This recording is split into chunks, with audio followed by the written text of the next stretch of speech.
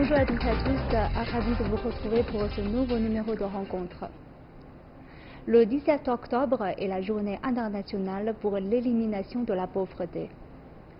Certains considèrent la pauvreté comme une crise silencieuse.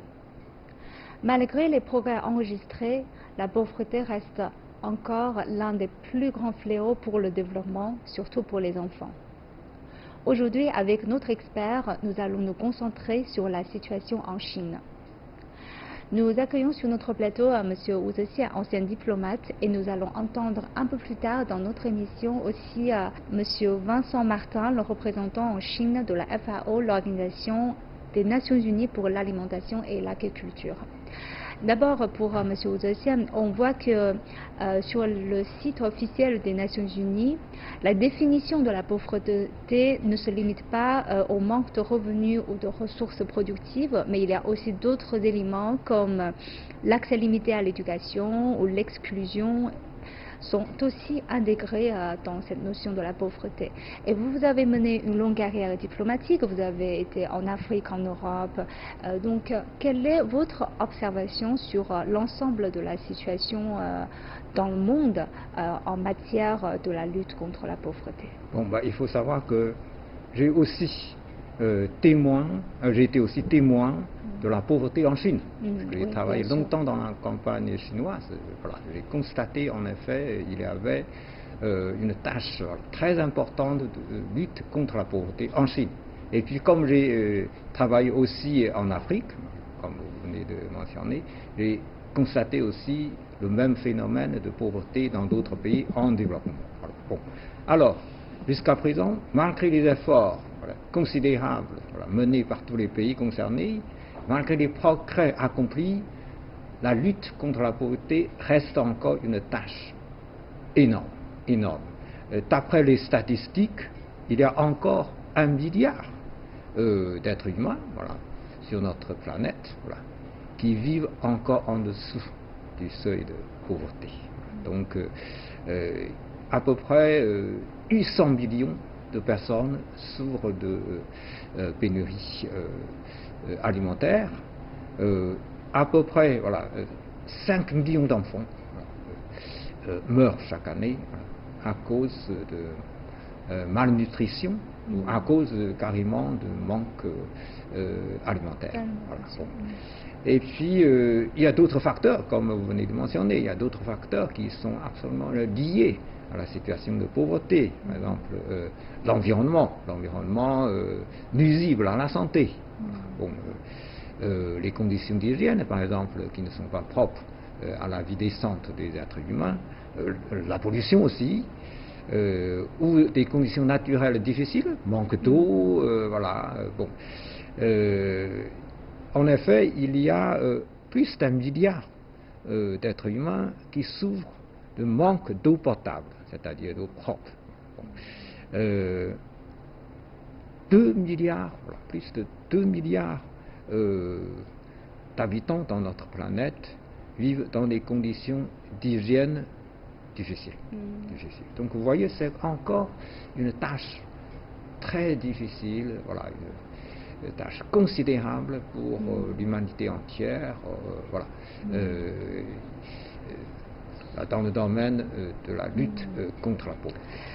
C'est pour ça aussi qu'il y a cette journée internationale pour l'élimination de la pauvreté qui vise à vraiment réveiller un peu la conscience de ce problématique.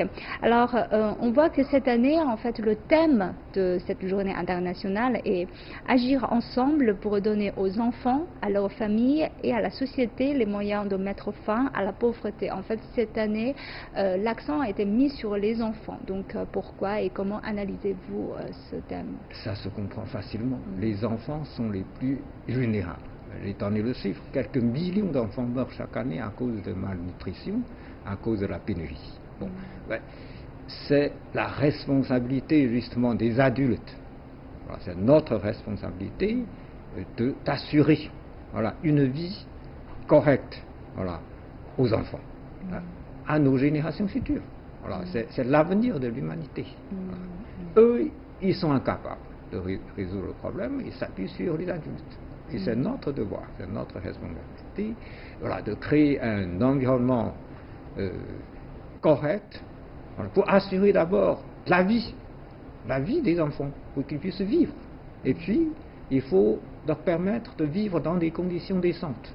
Voilà, il faut leur donner l'accès à l'éducation, voilà, l'accès à une vie correcte, c'est-à-dire le minimum de confort, voilà, logement, vêtements, nourriture, évidemment, l'éducation, santé. Voilà. C'est bien sûr une tâche voilà, très très importante. En effet, la condition des enfants, c'est un reflet en fait de l'ensemble de la société en fait. Alors, on va maintenant intéresser à la situation en Chine. Donc, est-ce qu'en Chine aussi, les plus touchés, les groupes sociaux les plus touchés sont aussi les enfants? Donc, quelle est votre observation sur la situation en Chine dans la lutte contre la pauvreté? Comme je vous ai dit tout à l'heure, j'ai travaillé voilà, pendant 5 ans dans la campagne chinoise, dans les années 60-70, j'ai constaté la pauvreté en Chine qui se trouve essentiellement dans la campagne. Ce sont les agriculteurs, les paysans. Voilà, les paysans chinois sont voilà, les plus concernés par ce problème de pauvreté. Bon, évidemment, les enfants des paysans souffrent aussi. Bon, là, les efforts du gouvernement chinois ont été déployés justement en direction de permettre aux enfants, voilà, des agriculteurs, des paysans, d'abord à l'accès de l'éducation. Ça, on a vraiment obtenu des succès considérables.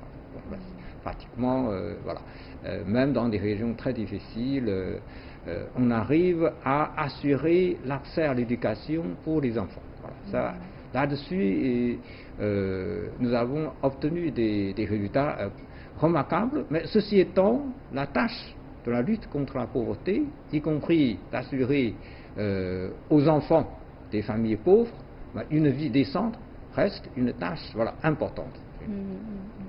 Alors, on voit que il y a un vrai défi en fait en Chine dans la matière de la lutte contre la pauvreté. Et à ce sujet, nous avons interrogé Monsieur Vincent Martin, le représentant en Chine de la FAO, l'Organisation des Nations Unies pour l'alimentation et l'agriculture. Donc, il a parlé de la réduction de la pauvreté en Chine. Il a partagé ses observations et aussi il a parlé du partage de l'expérience entre la Chine et les autres pays du monde. Donc maintenant, nous allons voir d'abord ce reportage avant de poursuivre notre discussion. La politique de lutte contre la pauvreté du gouvernement chinois a montré de grands succès et donc ça a été reconnu à travers le monde. Tout le monde fait référence à ce chiffre assez impressionnant de 800 millions de personnes qui auraient pu être sorties de l'extrême pauvreté en 3 décennies. Et donc ce programme de lutte ciblée contre la pauvreté, qui a été aussi accéléré durant ces dernières années, je pense fera marque dans l'histoire et sera certainement cité comme une référence de réussite dans ce domaine de lutte contre la pauvreté, qui est un sujet qui est extrêmement difficile et qui préoccupe un grand nombre de pays en voie de développement, et qui est aussi l'objectif de développement durable numéro 1 des Nations Unies. En ce qui concerne l'échange d'expériences, évidemment, comme je disais, c'est un programme donc, qui a fait l'objet d'une grande réussite, reconnu par un grand nombre de pays qui veulent en savoir plus sur ce qu'a fait la Chine, comment est-ce qu'elle a réussi à obtenir ces résultats. Et donc nous-mêmes au niveau de la FAO, nous avons un programme de coopération sud-sud, que l'on appelle comme ça, et qui a pour objectif principal de partager cette expérience avec les autres pays du Sud. Alors, certainement pas d'adapter immédiatement ce programme chinois qui a eu lieu dans un contexte très particulier, mais de voir comment cette expérience peut être localisée, mise en place, adaptée dans des pays que de tels programmes peuvent intéresser.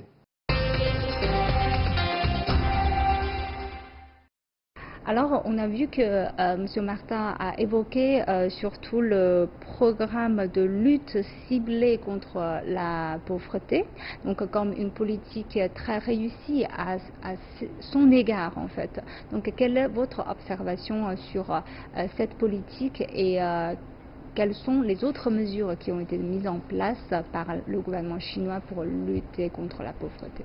En effet, le gouvernement chinois a fait un travail tout à fait remarquable, voilà, et nous avons obtenu des succès tout à fait visibles, voilà, dans la lutte contre la pauvreté. Et j'ai eu l'occasion de retourner dans les villages voilà, où j'ai passé des années, voilà, et j'ai constaté des progrès considérables. Des progrès considérables grâce justement aux efforts voilà,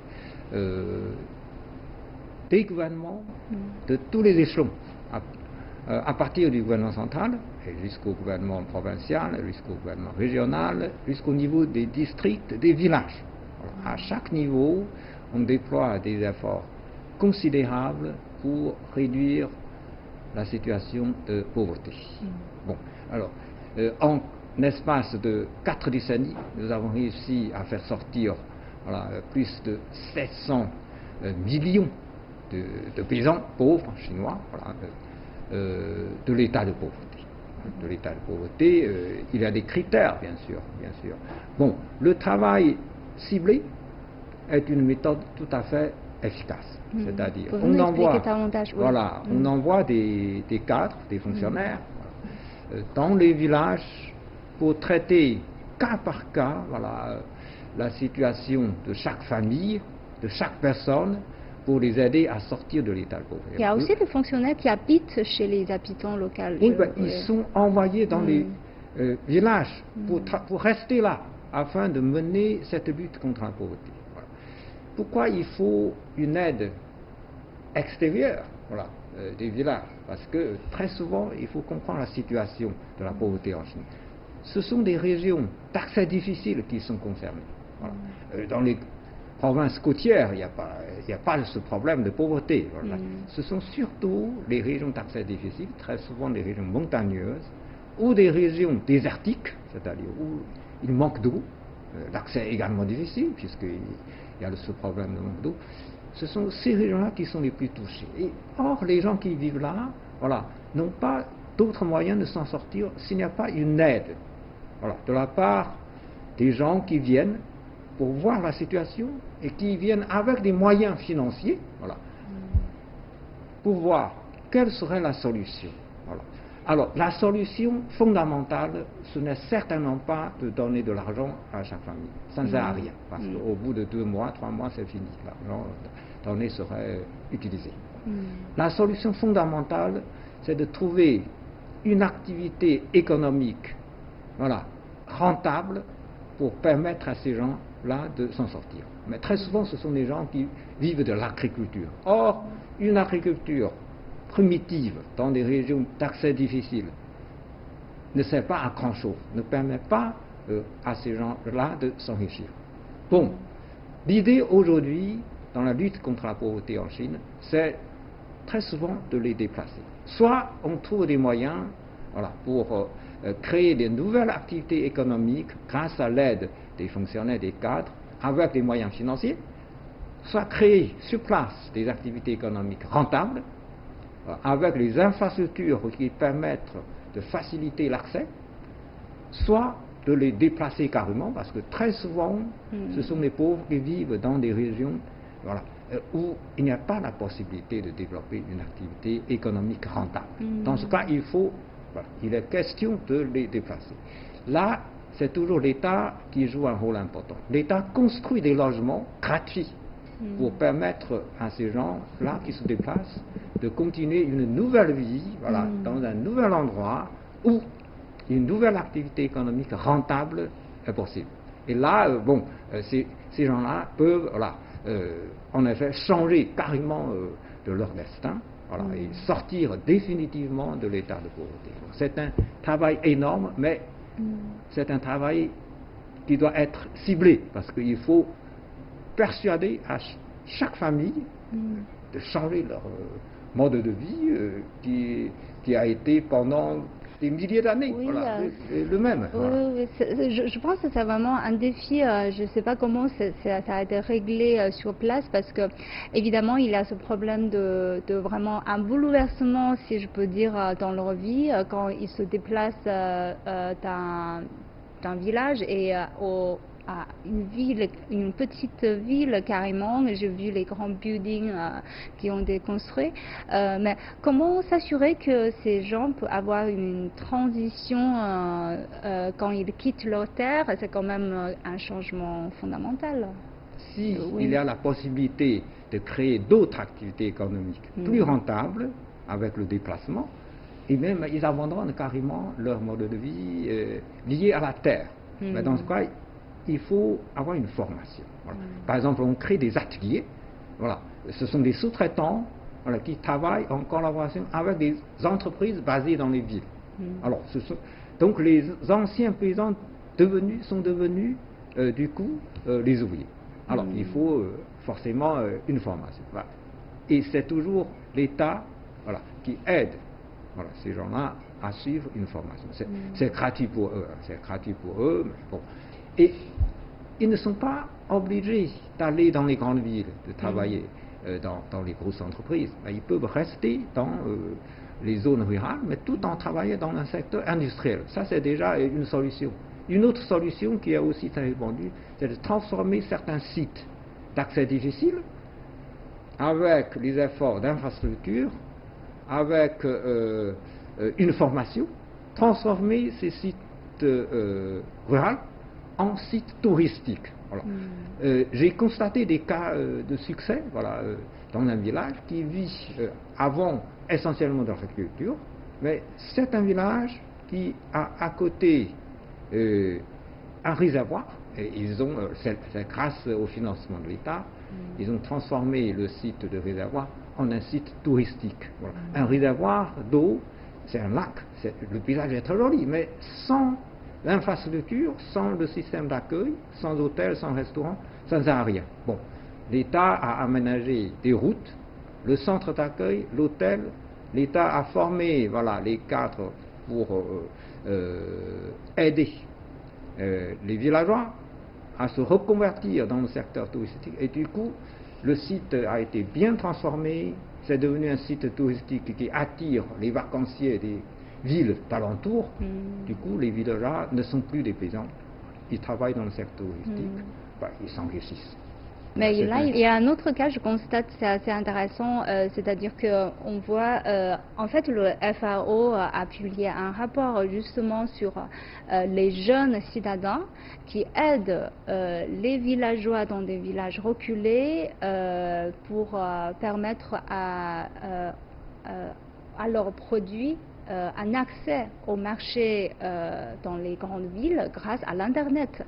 Donc, pouvez-vous nous expliquer davantage quelle est cette nouvelle tendance avec l'Internet? On voit aussi qu'il y a aussi des cas, par exemple, Alibaba a aussi impliqué dans la lutte contre la pauvreté en créant des services spécialement pour les villages très reculés pour vendre leurs produits agricoles. Donc, pouvez-vous nous expliquer davantage? C'est en effet un phénomène récent, très très intéressant pour l'habitude de vie des Chinois. Au début, ce n'était pas destiné à la lutte contre la pauvreté. C'était simplement pour faciliter la vie des jeunes citadins qui n'ont pas le temps d'aller chercher des produits dans les magasins. Alors, il suffit donc, avec l'offre de ce système de l'achat par Internet, il suffit de la taper sur les claviers pour qu'un délivreur, voilà, vienne le lendemain ou même dans la journée vous livrer le produit que vous avez commandé.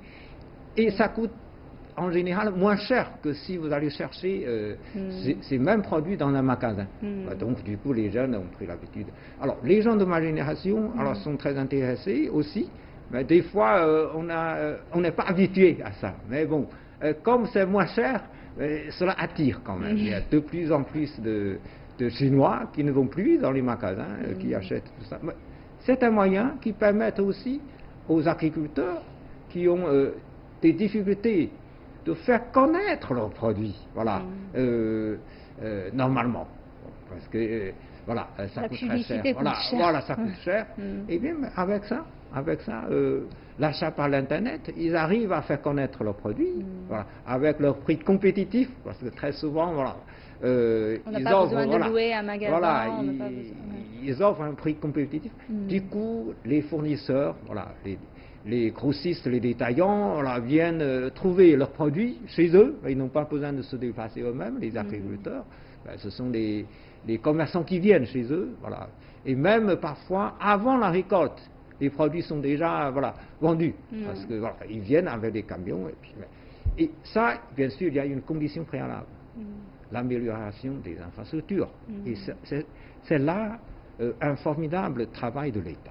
L'État investit énormément dans les infrastructures, surtout dans la construction des routes, des autoroutes, des TGV, qui permettent justement de faciliter l'accès à des régions qui étaient d'accès difficile. D'accord ? Et grâce à l'infrastructure, maintenant, on peut facilement acheminer des produits agricoles, voilà, des régions d'accès difficile avant, voilà, vers les centres d'agglomération, les petites villes, les moyennes villes et les grandes villes. Voilà. Du coup, ça permet aux paysans, voilà, de ces régions de s'enrichir. Donc on voit bien que la lutte contre la pauvreté n'est pas un simple tâche de donner de l'argent, de donner de l'aide, mais ça implique beaucoup de choses. Les infrastructures, la protection de l'environnement aussi, c'est un défi. Alors en fait, le président chinois a écrit un livre intitulé Sortir de la pauvreté, et il a mentionné aussi un aspect assez central pour lui en fait, et que pour sortir de la pauvreté, il faut avant tout se débarrasser de la pauvreté de conscience et de pensée. Donc en fait, vous avez vraiment été en contact avec les gens qui habitent dans les villages. Donc quelle est votre observation sur ce problématique? Est-ce que les gens ont une habitude de, par exemple, de recevoir de l'aide ou de vivre dans un état qui va conduire à la pauvreté? Tout à fait. Alors, ce problème de conscience est le problème primordial, en fait. Mais, en effet, les Chinois qui vivent dans un village de génération en génération, ils sont habitués au mode de vie ancestral.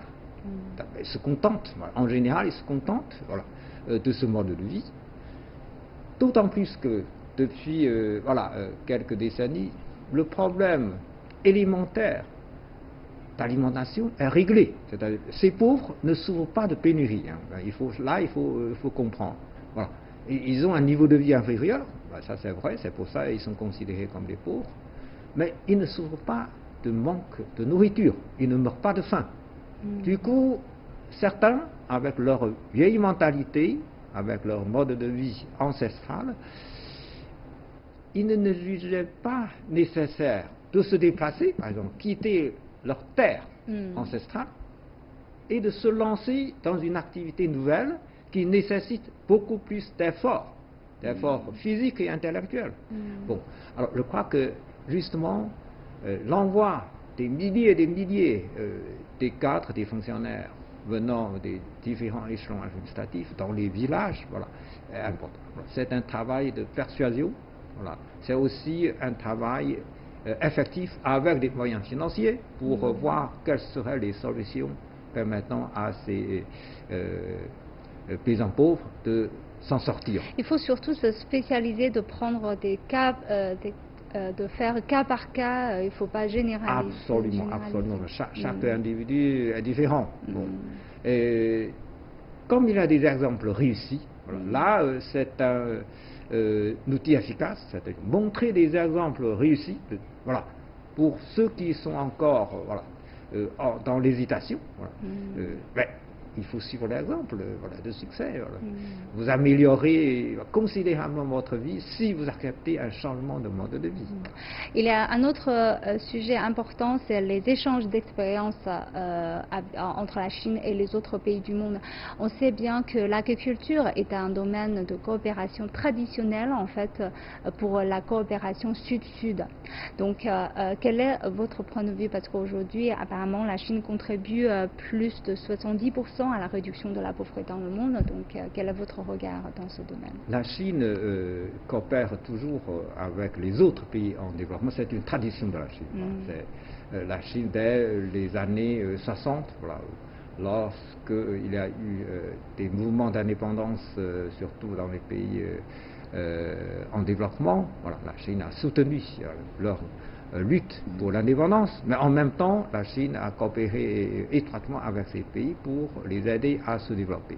Aujourd'hui, on dit la modernisation de l'agriculture, mais à l'époque, bon, il n'était pas encore question de moderniser, mais simplement améliorer. Bon, déjà, pendant des décennies, la Chine envoie des experts, des agronomes, dans des pays partenaires, surtout en Afrique, par exemple. Voilà. Comme j'ai travaillé en RDC, en Afrique, voilà, je sais qu'en RDC, il y a une équipe des agronomes chinois qui travaillent avec les collègues congolais pour voilà, une ferme expérimentale, une ferme pilote, voilà, où on cultive du riz, mais avec la technologie moderne, voilà, avec des grains sélectionnés. Voilà. C'est ce genre de méthode qui est utilisée par la Chine avec tous les pays partenaires, voilà, pour les aider à moderniser, à améliorer leur production agricole.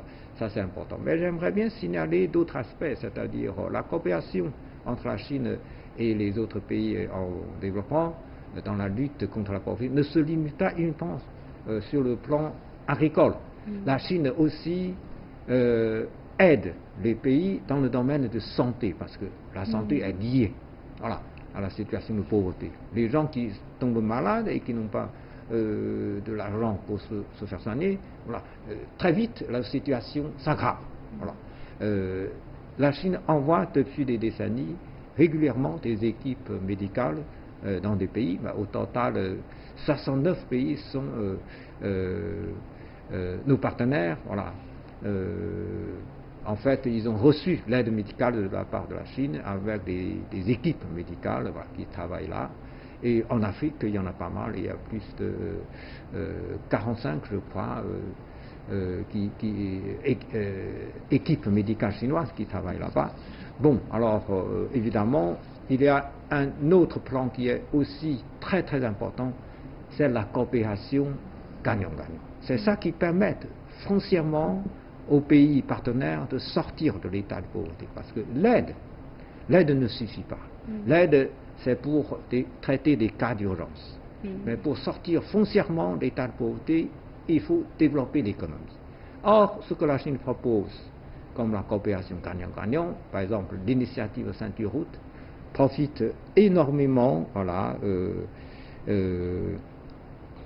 à ces pays. Selon un rapport de la Banque mondiale, voilà, l'initiative Ceinture Route, proposée par la Chine, qui est déjà en activité, voilà, cette initiative qui a rencontré l'accueil favorable de la majorité des pays dans le monde. Voilà. Selon ce rapport de la Banque mondiale, l'initiative permettrait de faire sortir 700 millions et demi de gens de sortir de l'état de pauvreté. Voilà, grâce à la coopération, grâce au développement. Voilà. 7 millions et demi de gens sortir de l'état de pauvreté extrême et 32 millions de gens sortir de l'état de pauvreté de degré moyen. D'accord? Ce sont des chiffres considérables.